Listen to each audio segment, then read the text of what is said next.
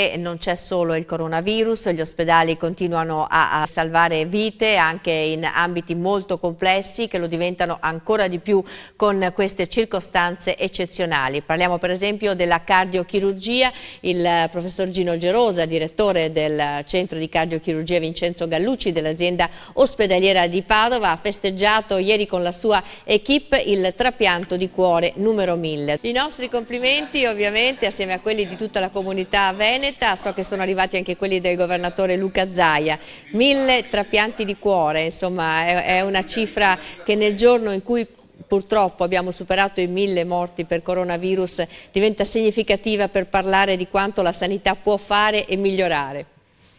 Vede che di fronte alla morte però ci sono anche delle risurrezioni che sono quelle dei pazienti affetti da scompenso cardiaco terminale che grazie al dono di un cuore e grazie al trapianto di cuore possono tornare invece a una vita attiva. Quindi le cattive notizie si accompagnano spesso anche a buone notizie, fortunatamente. Insomma, sono tra l'altro appunto in questo momento in cui l'attenzione per l'igiene nelle sale operatorie, le procedure, anche il fatto di mantenere in salute tutti gli operatori sanitari, è tutto più complesso in queste settimane, professore?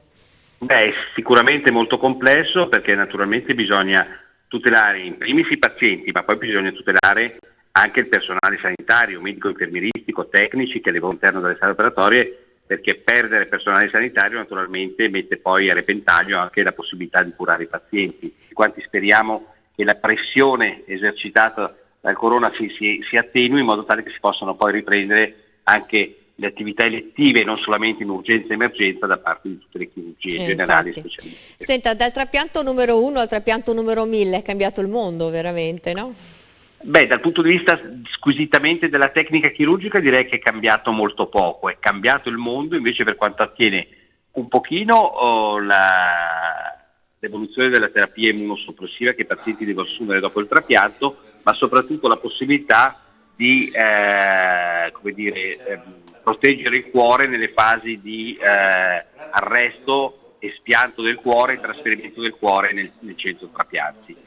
Il problema è legato al fatto che il numero di donatori in questo momento si è ridotto in maniera significativa perché tutte le terapie intensive sono fortemente concentrate nel trattare i pazienti Covid positivi e quindi meno spazio c'è per la possibilità di reclutare donatori da questo punto di vista, ma molto si fa e la dimostrazione è che l'attività trapiantologica per quanto attiene all'azienda ospedaliera di Padova continua in maniera importante.